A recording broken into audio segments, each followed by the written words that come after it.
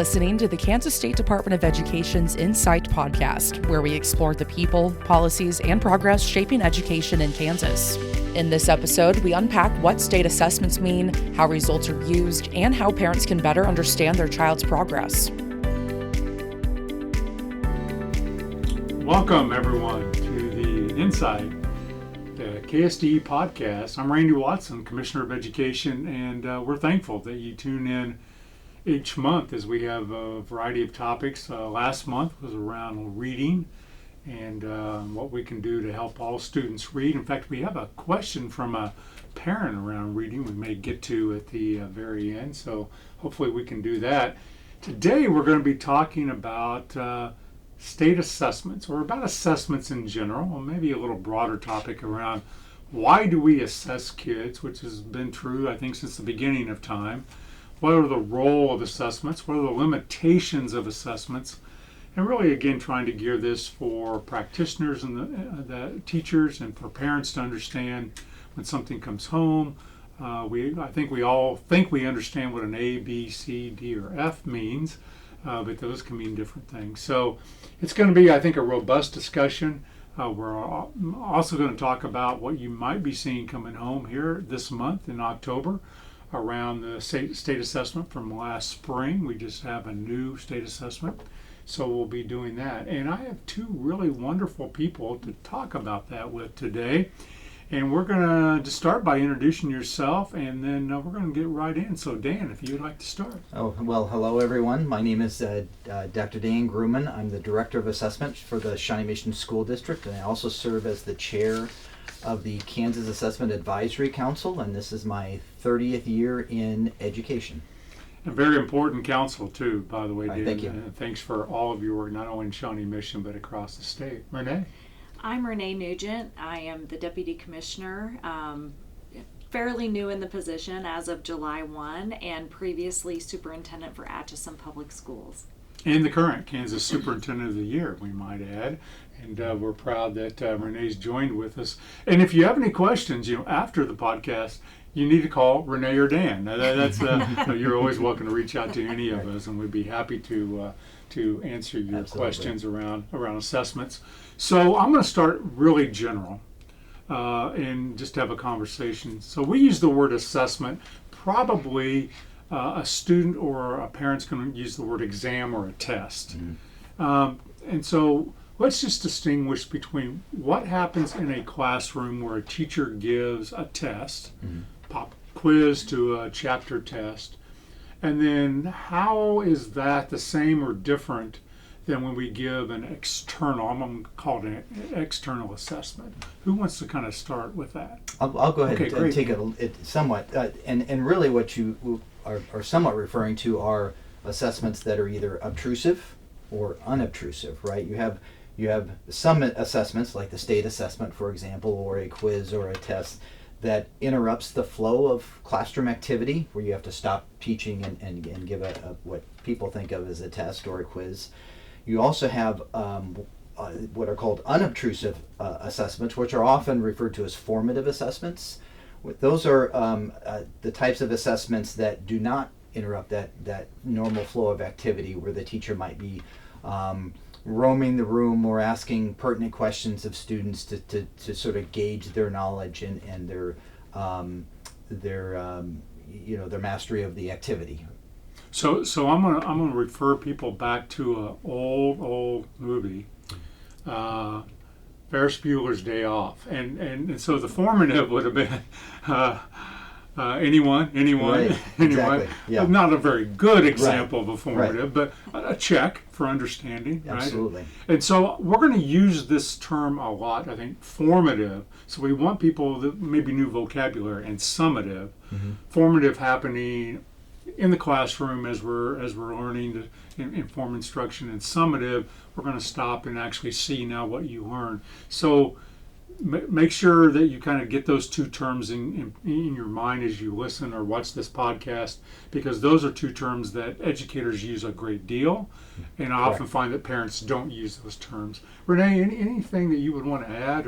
Yeah, I was just thinking formative is just constant. It's happening all the time to really inform the practices that are happening in the classroom. So it can be simple checks for understanding. It could be an exit ticket just to make sure that kids got a concept, so then the teacher knows first thing the next day or next class period, do I need to revisit that information? So you really want assessment to be ongoing, and we often think of assessment as high stakes, but that isn't always the case. Yeah, and I think, again, for parents and maybe students, we think about the highest stakes test. We start to think about ACT or SAT, or I have to take the LSAT, to go into law school or something like that, where I don't get admitted or I don't get a scholarship, and that really becomes very, very high stakes and a summative assessment type of, let's see what you know. As we walked in this morning to do the podcast, of some mentioning kind of falls in the air, it just feels a little crisp. And of course, it's football season, and so if you're attending a high school football game on a Friday night, or a college game on Saturday, or the Chiefs on Sunday, you'll notice that on every play, that's what coaches are doing. They're evaluating. Okay, how did this work? What did they do? What did the other side do? And we're going to adjust. And that adjustment is exactly what teachers do in the classroom based upon the feedback that they get. Exactly. Yeah. So, all right. So let's talk first about some of the formative assessments. So we're going to spend a lot of time, I think, talking about the state assessment, some summative. But let's just talk about formative. So I'm going to just jump in. So I am in a fourth grade class, and I take a math test that the teacher gave me, and I get a grade for that. Tell me where that fits in to then this whole picture of what do I know, and how am I supposed to interpret that versus other assessments? So it could be formative or summative in that case. So if it's the end of a chapter, for example, and you've given that test, that's a little more summative in nature. And is that usually then what gets graded or put in a grade book? Or yes, it is, and depending on the age, if you said fourth grade, I mean, you would hate for that to be a be-all, end-all type of grading, but it is, and really at the fourth grade level, I would hope that it would be a little more standards aligned when you're looking at grading and assessment. So how many of the standards that we taught truly were mastered during this time period? It could also be formative in nature too. We've finished a concept, and I just want a quick check for understanding. Also could be a homework assignment, could be a formative type of a check, so could be graded. But again, it's more just a formative look at, are they getting the skills and knowledge to master the actual concept that we're going for at the end of the unit. And you mentioned something I think that's very important. You talked about standards. In Kansas, we have what we call curricular standards. Can get very confusing with curriculum, that local districts actually choose like a textbook or a certain set of resources to use. So we're actually asking to measure against, in this case, the fourth grade student against what Kansas would expect in mathematics to learn, right? Correct. Yes. Yes, so your standards are aligned by grades, and you're hoping that it's almost sequential. So whatever you learn in first grade builds up to second grade, and the depth of those standards increases every year. And so math is a really good example. Those standards truly, well, math and ELA, but math is an easier example, I think. The standards really build upon one another. So you have to learn to add and subtract before, and really get a fluency mastery before then multiplication and division would be that next stage or standard set. And then you're looking at multiple numbers versus single digits. And again, the standards increase in difficulty for each year. And so you really want good mastery of a standard before you can move on to another level of difficulty. Okay, so I'm going to play out the fourth grade, Dan. Right. So I'm in Shawnee Mission. I'm in fourth grade. I take an end of the, it's called now an end of the chapter or End of unit. Yeah. End of the unit Right. test. Renee's talking about standards. Right. When I get something home as a parent, I've got a B plus 89% on this exam. So what do I know was learned in that? Tell me how that works, letter grade to standards, and where's that all happening? Right. And certainly one of the things that as a parent or even as a student to be asking is as they're looking at this assessment, what standards were covered on the assessment. Going back to the summative versus formative kind of question, if the assessment was covering multiple standards together, then it was likely more of a summative type assessment because you're covering material that was probably students would have learned over time. Whereas if it was an assessment over one or two standards, that leans more formative, where it's more actionable and it's likely that was a material that was covered more recently. So the types of assessments that might be in play, a good example that many of our teachers are leveraging are the mini tests that are available in the Kansas assessment system. So that would be a sort of a more formal version of a formative assessment, whereas there's a prepackaged set of items that a teacher can administer really on demand. And then immediately turn around and see how students responded to those items. Other types of formative assessments might be, for example, if students are reading aloud in the classroom, right? A teacher is not only are students engaging in the reading and the material, but then the teacher is sort of evaluating in the background how the student is interacting with the text and whether or not they're might need some supports along the way. So they're sort of constantly evaluating in both areas. Yeah, so I think it's always interesting when something comes home, and again, B plus, I have an 89. Okay, I want. What did you miss? Because I really would like for you to get an A, right, to my child. But I'm really probably not thinking about the standards that they learned. I'm focused on that grade more than anything. I really believe teachers are doing a much better job from when I was a teacher way back in the day of sending home to parents regularly, this is what we're learning this week. And they may not point out the name of the standard because that can get just complicated, but this is what we're learning, and that way when the student gets the B+, parents can say, okay, why didn't you understand main idea? I'm not sure what you missed out on. So I think that I like it better, and I think a lot of districts have moved to standards-based grading, so parents have a good idea of what students are learning specifically aligned to the standard, and that is more informative than a B+, a C. But the older you get, the less standards grading happens, and then parents do have to be diligent about, okay, what does this B+ mean? And I think we are also getting so much better at making students aware of the intentions of what they're learning. Like, this is our learning goal or our learning target. So kids can better explain, this is what I did or didn't know about this standard or lesson.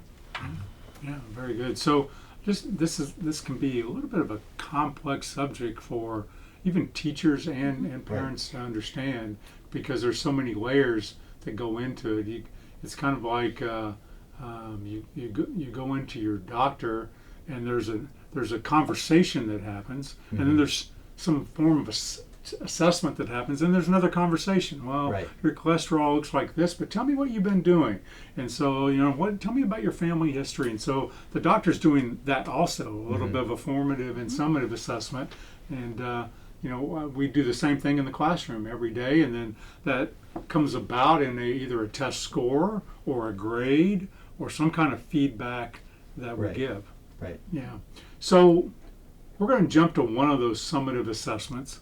And as we do that, I just want to also explain to our listeners that it's very important. What does Kansas do, and what do local school districts do? Kansas sets the academic standards of which we want each child to learn at each grade level, and we used mathematics. So a math standard may be that a student would master single-digit addition. Right. The textbook, the materials, the resources, the instructional methodology is entirely left to each school district to determine. Right. We don't.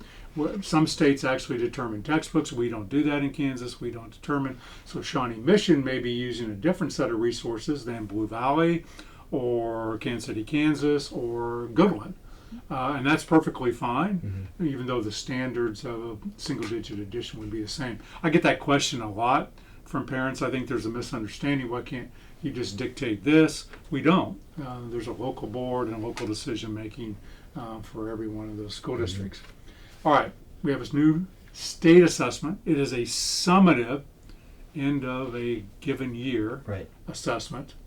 So, Dan, you've served on the Kansas Advisory Board for a long, how many years, Dan? Oh, gosh. Put you on the spot. So,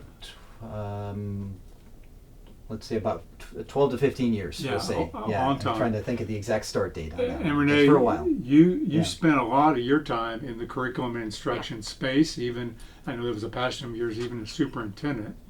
So we assess grades 3 through 8 formally with a state assessment, and grade 10. Yep. Can we just start with why? Why? I mean, for us, it's so ingrained we don't even think about it. Why don't we start in kindergarten? Why 3 through 8? And why do we skip 9th? And why is it only once in high school? So, who wants to start? I will take us. I'm not probably going to give a solid research-based answer on why we wait till grade 3, but I do think that's appropriate. And maybe I think Kansas is leaning into exploring second grade just more of a dipstick of a test. But I believe by third grade, we've really honed in on students at that level can be a little more attentive to a test of a longer caliber. So developmentally, that seems appropriate. I believe I'm not understanding completely why we skip grade 9, but I'm sure it has to do with federal requirements and such, at least once in high school. But I think that if you look at grades pre-K through 2, developmentally and skills-based, kids are truly all over the place. And by third grade, that has leveled out to a point where you can get an accurate measure of where kids stand at the age that they should be mastering some of those reading and math skills. Yeah, excellent. And the phrase I like to use in there is that's third grade is really that point after which a student has transitioned from learning to read, right, to reading to learn. And so that's where it becomes a little from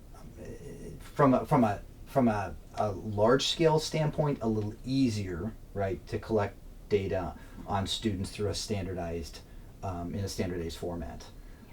Prior to that, many of our assessments are administered individually, one-on-one, like an oral reading fluency, where you sit down and listen to a student read, or on nonsense words, or phonemic awareness, some of those other probes that have to be administered one-on-one, where much of the evaluation is happening by the individual test proctor or classroom teacher. Yeah, and so I love that answer, because it is that transition now to start to use the skills, whether in a comprehensive way to do other work. And that's why really state law and federal law says, okay, you're going to assess every grade starting at third, and then at least once in the high school, and you can determine when that is and what that assessment looks like. School is back in session, and that means more buses on the road and more kids crossing streets. Kansas law is clear. When a school bus extends its stop arm and flashes red lights, all drivers from both directions must stop. Passing a stopped bus isn't just illegal, it's dangerous. Slow down in school zones, watch for kids at bus stops, and always be ready to stop when those lights start flashing. Let's work together to keep every child safe on their way to and from school. We have a new state assessment. Dan, did you know that? Renee, did you know we have a new state? Okay. we have a new state assessment, predicated because the standards changed several years ago, and we use language arts as an example. There was a real emphasis on structured literacy and the science of reading, and then it caused us to, once you change standards, you must change the assessment to match those standards and assess those standards. So we have a new assessment, and therefore parents did not get anything back last spring like they were used to for over almost a decade. Well, no, a decade. So this fall, really, we're in the month of October, they're going to be receiving, maybe at a parent-teacher conference or in the mail or coming home in a book bag, something called the Kansas Assessment Program, CAP. So who wants to start just describing what that summative assessment looks like, and then we're going to walk through actually what a parent would get. How about I give just kind of a brief example of a summative.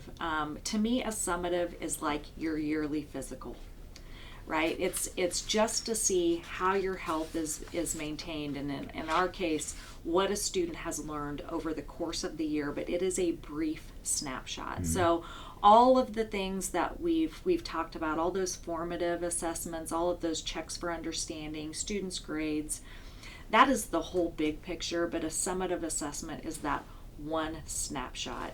And again, our families are going to get these a little later this year, but our hope is that annual physical, that annual snapshot happens and you get the results in a pretty timely manner at the end of the school year. Yeah. Right, and it's one of multiple measures that is provided.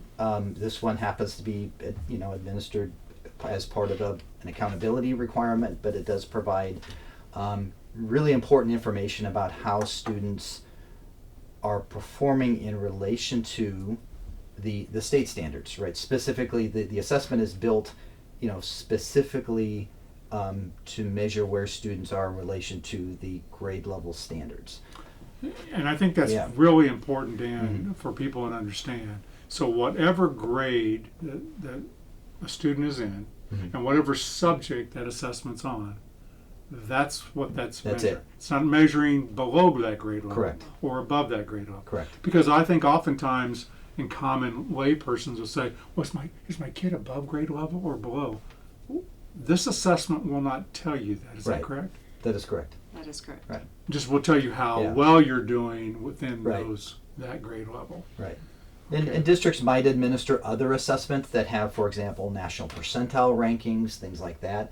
Those other assessments would sort of help inform some of those other pieces of the conversation. Early on, when any of us have children, early on, when you take your child to the doctor, they're giving you a percentile. Well, your kid's in right now, my granddaughter, 4-year-old, 99th percentile for height and weight. And so you're like, I want them to be at least above the 50th percentile, right?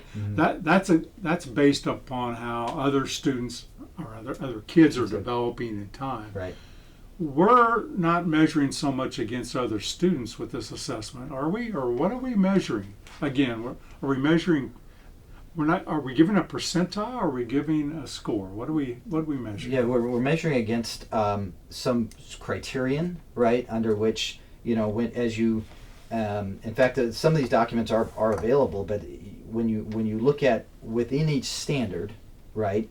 There's a certain progression or depth of knowledge or certain level of understanding that's expected of students within each grade level and within each standard. So what the state assessment is measuring, sort of as an overall picture, right, 30,000-foot view of whether or not students are, whether the preponderance of the evidence is across the standards that were assessed, whether or not the student is considered would be proficient with that collection of standards. Yeah, and so we're going to talk more about what a level 1 means, and a level 2 and a level 3, because I think that's where the crux will be. Renee, you mentioned, and Dan, it's one assessment. Right. It's the end of the year physical, and so this should, if everything goes right, validate other learning that's taking place.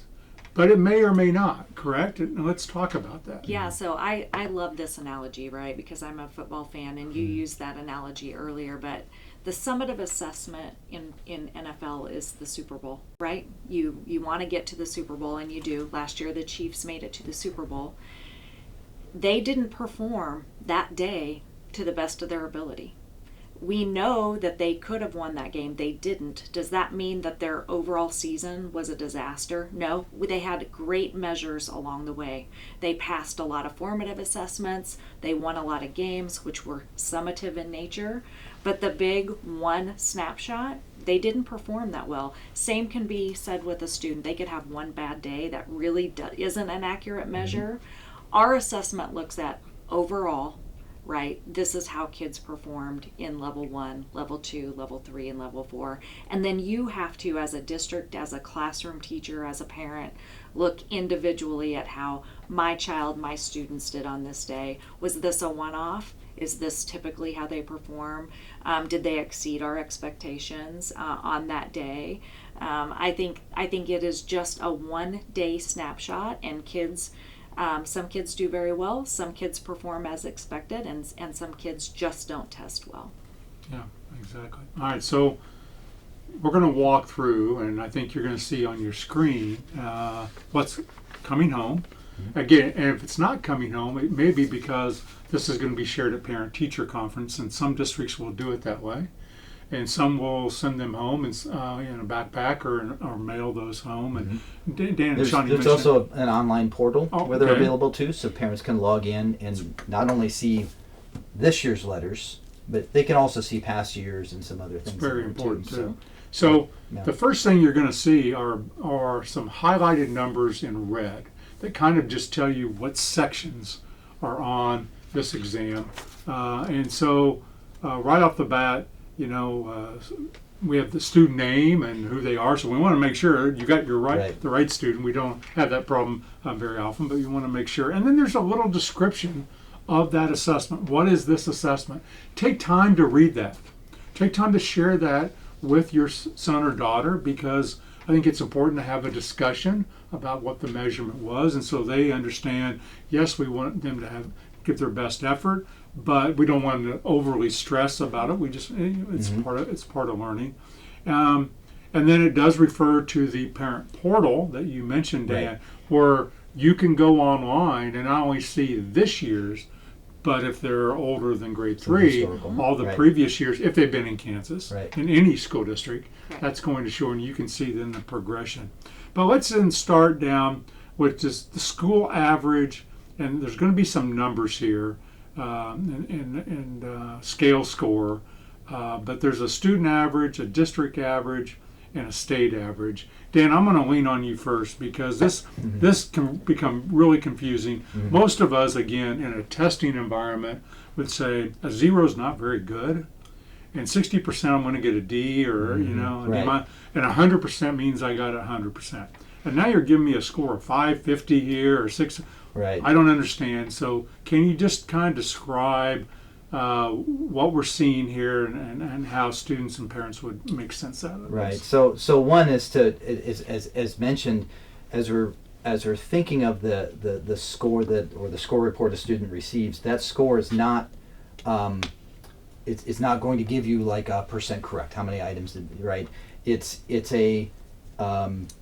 really in some way, and it's not quite like a percentile where it would, but you can use it to see or to evaluate where the student fell on the test in relation to other students, whether it was within the school or across the district or across the state.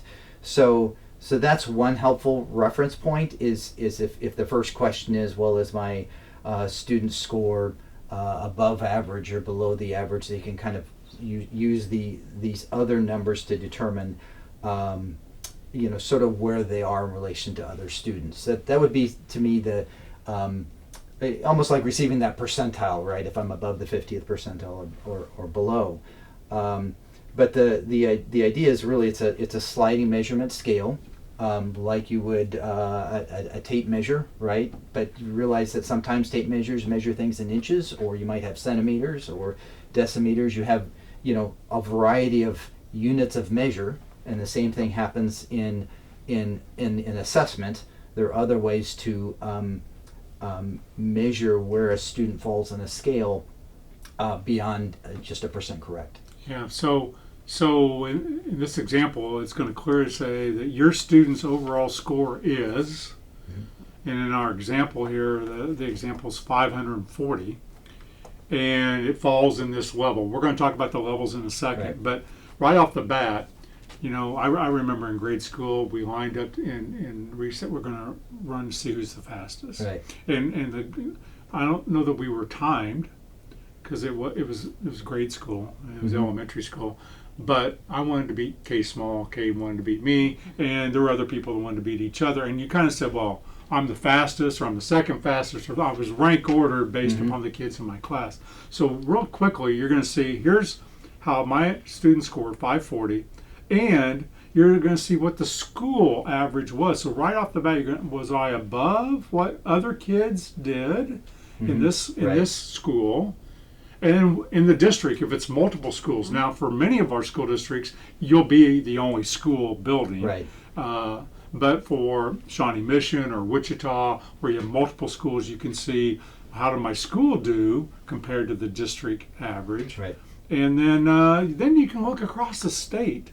How did kids all across the state in this grade level with this assessment do? And in this example, the state average was 530. Again, this is just an example we're giving. My students scored 540. I'm a little excited. They scored above the state average. All of that just telling me relative to how other kids performed on this assessment, how my child did. Right. So let's jump to I think what we really want to talk about, which is the level 1, 2, 3, and 4. Again, not a common language for people that would have gone to school in the 70s or 80s or 90s. Iowa Test of Basic Skills was an assessment that was given, but we didn't have these 1, 2, 3, or 4. Then we had a grading system of some percent. So, Dan, you mentioned it, but I want to come back. If I'm scoring in level 1 in that assessment, what does that mean for my child? Who wants to take that? I think the key term in level 1 is the word limited. It means my child has a limited ability of mastery of those skills that I need at that grade level. For that content. I like to use a running analogy too. So if I'm training for a marathon, right? Right now, I couldn't go out and run 13.1 miles. I have a limited ability. I can run a little bit. But I don't have the skills, the shape, don't have the endurance yet to get to that marathon stage, which really would be proficient level 3. If I were in level 4, I might set a record, a personal best. I'm advanced in that skill. But if I'm a level 1, I just have a very limited ability at my grade level content area at that time on that day. Right, that is pretty accurate. Okay. I don't know that I have much more. I like the marathon analogy.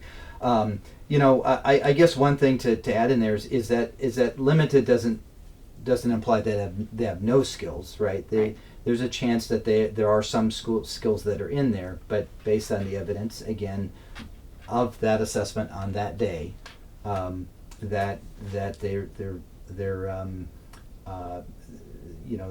demonstration of the knowledge and skills is sort of at a more knowledge depth of knowledge, perhaps less demonstrative. Yes, more right. Just basic recall. Right. Yeah. And perhaps a little less abstract. And maybe and it's possible that they just haven't had enough practice to internalize their skill set.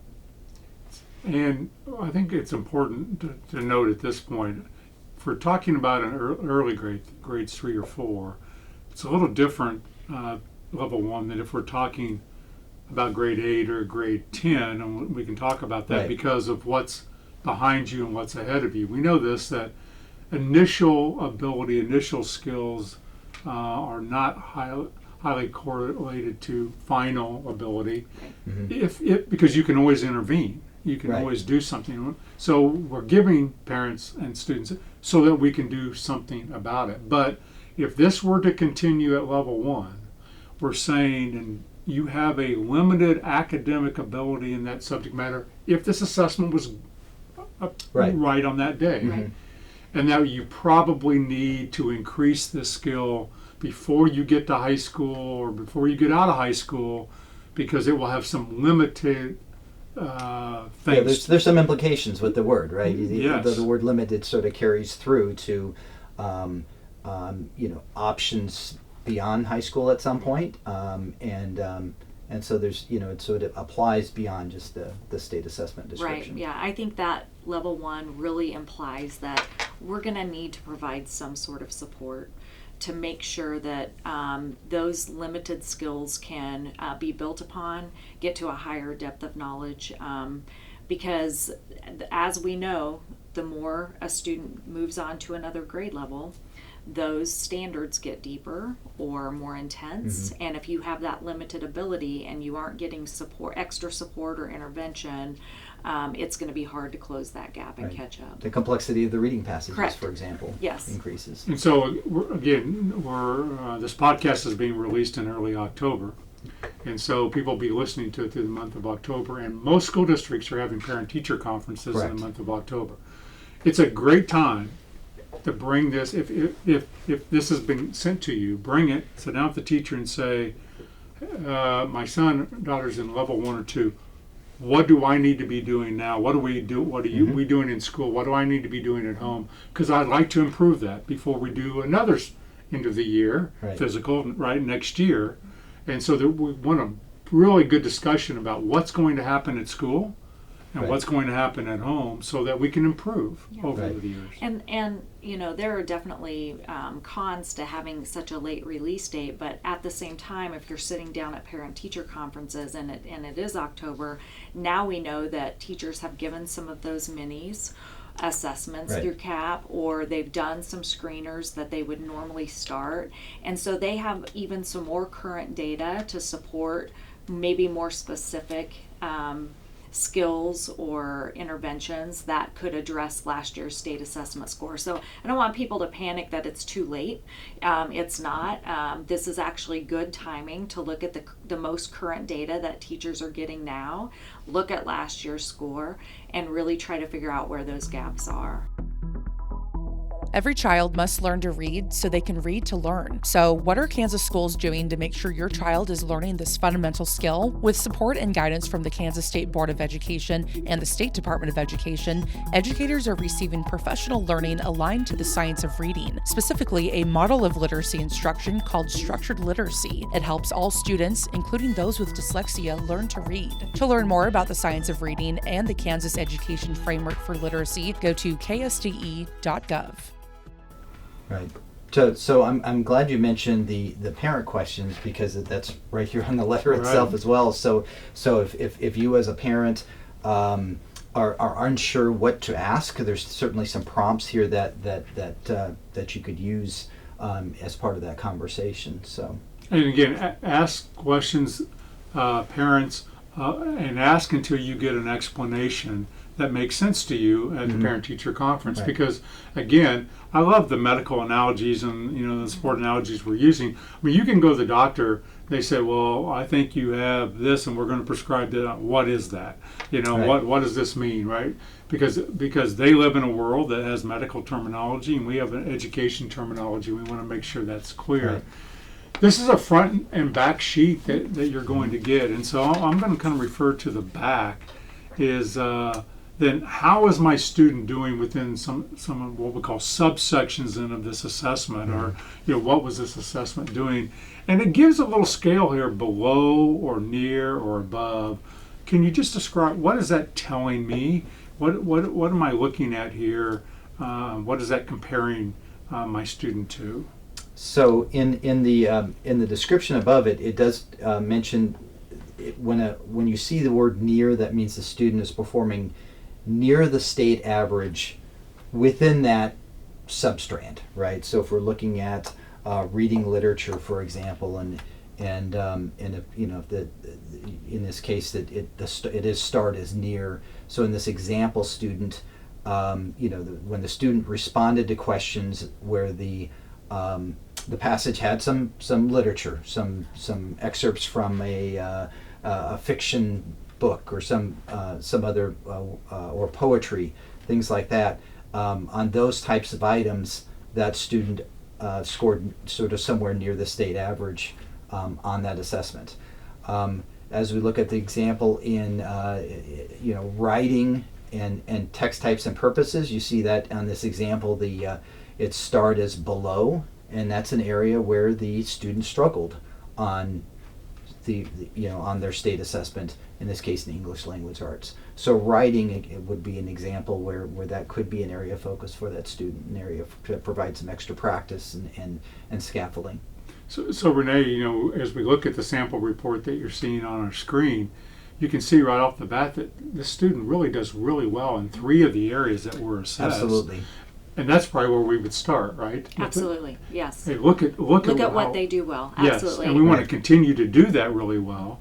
Yeah. And then as Dan said, it looks like our writing is where we're really not doing as well. That may be pulling that score down a little bit overall.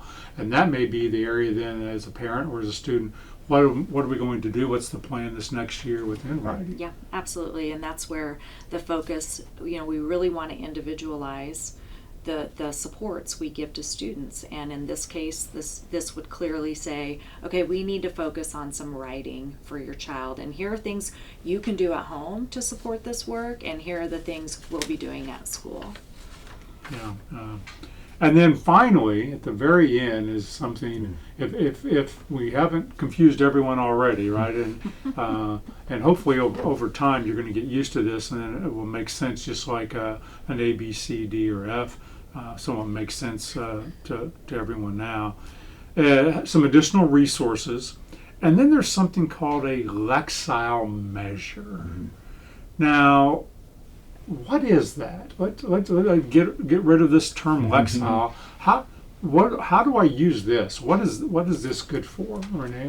Lexile really looks at text complexity, and it gives a score as to a complexity level that your student can answer questions and still be challenged somewhat on those questions. Text complexity is something that we really hone in on with educators, on making sure that kids are reading text. You want kids to enjoy reading, right? So you want to expose them to every level of text complexity. But we also need to make sure that they can answer questions at some pretty complex levels, or especially at grade level or above. And so we want parents to be cognizant of exposing children to different levels of text, but also making sure that we're challenging them at levels that we know that they are capable of. Yeah. And so oftentimes, when you go to parent-teacher conferences this month, not always, but oftentimes, there's something in the elementary grades called a book fair. It's just thinking and sometimes the PTOs and PTAs are running those, and you can buy books. And if your school is doing that, or you're going to go to the public library, like where we film this, right on the spine, the binder of those books is a Lexile. So you can take this and actually go, or have the librarian assist you in saying, can you find Lexile ranges? Now that wouldn't be the only thing we'd want the child to be selecting for, right, Dan? I mean, but as you mentioned, what do I like to read? I want, when I was in upper elementary, couldn't wait to read the whole Hardy Boy mystery series one summer. And so I don't know what the Lexile was, but I wanted to read that. So it's a combination of, do I have an interest in reading this? And then I oftentimes will read maybe something less than my Lexile, and maybe a little bit above. But overall, if I could stay in that range, it's going to be challenging material. Right. Sometimes I would encourage a combination, as mentioned, right? You've got sort of a target Lexile in here, but then you might, if you are taking your child, for example, to the library and selecting 3 books, right? You might select or help them pick out a book that's on the Lexile, okay?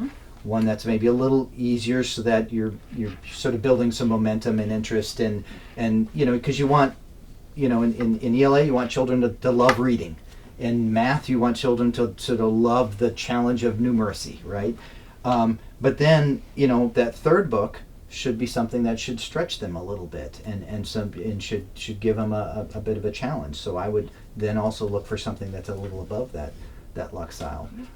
Now you would have some range, like when you sort of see the range of Luxiles in there. In this report, for example, it shows an 845. They're probably not ready for a Luxile score of like a 1300 or 1400, right? That tends to lean more toward the high school level. Yeah. But if you're, if they had an 845 and you have a book that's like a 1000 Luxile, that would be a good challenge for that student within their area of interest. Mine was definitely mysteries, but also space and rockets. Oh yeah. So fiction, nonfiction. Yeah, I like the nonfiction. Right. Yeah, I do too. I read a lot of biographies. It seemed like, Mhm. again, I was into sports, and I had to read about all the the athletes of the day, Willie Mays or Jerry West, or right. Little snippet, little books of biography on that. And I know that for my granddaughter, we just purchased something that had been around a long time, the Highlight magazine. Oh, And now we're working through that, and there's some reading activities, there's some math, there's some other cognitive activities there. But again, a tool. This is just a tool. So Right. if you're going to go, if you're the grandparent saying, I'm going to buy the books at the fair, what books do I buy? A, what they're interested in, and B, take a look at the Luxile and make sure this is going to be appropriate in their range and maybe challenging, a combination thereof. Yeah. So that is what's the state assessment. That is a major part of what the state of Kansas looks at in terms of its assessment program. We've talked about the other type of assessments. I want to jump a little bit to the high school, and as we just have a few minutes left, I want to talk about other assessments that high school students are going to take outside of a state assessment and outside of a classroom test. So ACT, SAT, ASVAB, they may be taking a CTE, work keys Right. exam. Can we just talk some about those exams, what high school students, so we've spent a lot of time on elementary and middle level kids. Can we just talk in general about those? And I'm just going to open it up for you both to just describe the other type of assessments you may see your son or daughter taking in high school, kind of preparation for as you leave high school. Right. Yeah, I think at the high school level, you may see your son or daughter come home with a pre-ACT test that they're going to take early on in high school, more of a predictor of what their ACT may be. And could give parents a good indication of if my child may be wanting to pursue something where the ACT would be helpful. These are the courses they probably need to take and do well in order to increase that final ACT score. So the ACT does a good job of giving kind of a prescribed focus area for academic courses throughout your high school career. Your child might really want to be more interested in post-secondary around career and technical education, maybe a tech school. So they might be exposed to the ACT work keys. ACT if they're looking for some good scholarships post-secondary. So those are and then ASVAB if they may be interested in the military. So a lot of options that really can help to form some post-secondary goals for kids, and to me that's exciting because when kids have an interest in the test becomes more meaningful. And so if students are exposed in that middle school era to some post-secondary options, they don't have to make a choice right then, but they might have an interest or show an interest, then some of those exams at the high school level can help form choices for courses for the rest of their high school career. Yeah, and those start to really happen. You mentioned the pre-ACT, that would be for ninth graders. Yes. For high achieving kids, they're gonna take the PSAT, and that's Right. Starting sophomore and the junior year. But certainly by the time a student hits that junior and senior year, there are some other exams that they're probably going to be looking at relative to, well, maybe I'm going to enter into a dual credit course, and Right. the community college requires me to take kind of an entrance exam Pre-assessment, to yeah. make sure I Right, can do it. right. Some exams are necessary for placement, right? Depending on the college that you're going to. Yeah, and of course you mentioned the scholarship piece out there that we talk a lot about college admissions, which is related to that ACT or the SAT, but then there are a lot of scholarship decisions that depending on depending on the fund and what's out there, but that test score will help inform some of those Right. some of those funds. The other, if a student has a chance to take an advanced placement course, there's advanced Yes. placement exams. Again, those are external measures that would not only provide opportunities for students to earn college credit, right, but also provide some feedback as for whether a student is perhaps ready to go on to the next course. So there are some of those exams a student might take. Mostly in their junior and senior years, but occasionally in their sophomore year. And then we can't forget too some of the pathway exams that Yes. can be very beneficial. Maybe you're in a pathway on track for nursing or something medical related, and then you have the CNA exam, or maybe you're interested in being a chef and you have some of those culinary exams that can provide certificates Right. and so forth that can really prepare you for jobs straight out of high school. So when we're giving state assessments, and we don't often think of some of the benefits those can provide in preparing kids for some exams that come up in high school that really impact their post-secondary success. Yeah. As I listen to you kind of talk about all those exams that placement, scholarship, there's lots of reasons. I was just thinking, I'm going to brag on the Kansas kids just a little bit, Dan and Renee. Last year, I'm still looking for data this year. We'll release that here this month. We had more students take advanced placement courses than in the history of our state. Right. Yeah. And we had more kids pass those courses. Right. Which were very rigorous. Same thing with dual credit. Yeah. And we set a record number of credits earned while still in high school, which means that those students have a reduced amount of college load, or they're going to go on for an advanced degree in a Right. shorter period of time. So it could be money savings, or certainly a shortening of It opens time. up options, right, Yes. for students to pursue other, some areas of interest that they might not have otherwise had that opportunity to pursue. And so when old people like me, Dan, say, let's just go back to good old days, I would just tell you, in the good old days, I was not afforded that opportunity in Kansas. Neither was I. I Right. didn't have advanced placement courses. I did not have dual credit courses. I was allowed my senior year to go to Caulfield Community College only because I kind of said, hey, I don't need all these credits to graduate. But that was an exception. That was not something that was just done. And almost all of our schools, from the smallest now to our largest in Wichita, that is afforded to students, as are the technical courses that we offer, and abilities to do that. And think of the benefit that is to families, how that eases the burden of exposing their children to college before sending them away. Gives them an opportunity to figure out how you can afford college, because you're taking that a little minimally when they're in high school versus that whole send them off. And so you're starting to experiment as a parent with, how do I afford this? Is it possible? So I think the dual credit and AP options really are such an advantage to families economically. And also socially, is my child ready for this level of rigor? Yeah, absolutely. But when we're having those discussions at high school, and all those are happening, and that's a transition time, and parents will start to feel it, and students will start to feel it. I was talking to seniors last week in school, and I said, "Do you feel different?" They go, "Yeah." When we come back to senior year, you realize this is the final year. Right. But all that preparation, so if you're going back to the state assessment, or you're going back to assessments coming home in second grade or fourth grade or fifth grade, pay attention to those, because that building connected. blocks You're right. are, you can't, it's like that marathon. If I decide today I'm going to run a marathon, it's going to be really, really hard if I haven't trained.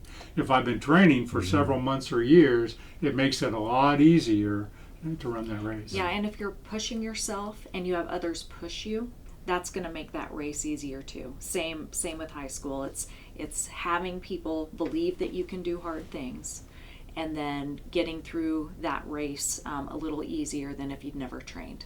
Yeah, absolutely. Right. Dr. Dan Gruman, Dr. Renee Nugent, thank you. You're welcome. Thank you. Yeah. We hope you. parents and teachers and students, you found this informative. This may be one, not that all of them aren't riveting that you want to go back and listen to over and over. This may be one, though, that you do want to go back and just look at several parts of it and take a look at what is assessment and how do we make sense of it. You know, we mentioned to you last time that we have kind of the pose questions. And so we actually got some questions, and so I want to just take a minute to kind of acknowledge, thank you. We can't get to all the questions, but I wanted to get to one or two of them today. And Kelly asked the question, why are we cutting back on recess? We need more recess. And Kelly, I want you to know we're not cutting back on recess. So I say that at a state level. Now, certainly, again, individual school districts may be adding a little bit more or are doing, but in elementary grades, let's just talk about, generally, students going to have a recess in the morning and a recess in the afternoon, and probably somewhere throughout the week a PE period on top of that. And we know that recess is really important, and active brains and bodies make for really good learning. So thank you for that question. And we agree with you that there is a real need, and I think Kelly was specifically asking about 4th or 5th grade, and there should be probably a recess in the morning, a recess in the afternoon, and we hope if that's not happening in your school, Kelly, have a conversation, because we would encourage that. The other question, or one of the other questions I have, is from Elena. And Elena is asking a little bit about assessment, but asking about dyslexia, and saying, we really want kids to be able to read above the limited or the basic level. We like to get them in proficient levels, and so she's asking about screeners and identification for students with dyslexia. And yes, that is, we do mandate that at the state board level, that every student must be screened 3 times a year, and then we use that screening data to acknowledge whether that student is dyslexic or showing signs of dyslexia, right, needs additional characteristics, testing. Now, right, once they get in high school, and they show that the first time, then we don't continue that, but up right, until that time. So, Elena, that should be happening in your school. Right. That is something that the State Board of Education mandated for all accredited schools. So I want to point this out. Not all schools in Kansas are accredited. A homeschool is not, and the State Board has no oversight over homeschools. And in some cases, there are private non-accredited schools. But all the Lutheran schools, the Catholic schools, and a variety of other private schools are accredited. And in our accredited systems, they're screening for not only dyslexia, but they're screening for learning difficulties in reading and mathematics. Yep. correct. Well, again, thank you, Dan and Renee, and thank you to the listeners. We look forward to all of you tuning in next month, KSDE Insight Podcast, where we'll get to talk to you again about great things going on in Kansas schools and some of the great topics that you are interested in. Thank you. Thank you.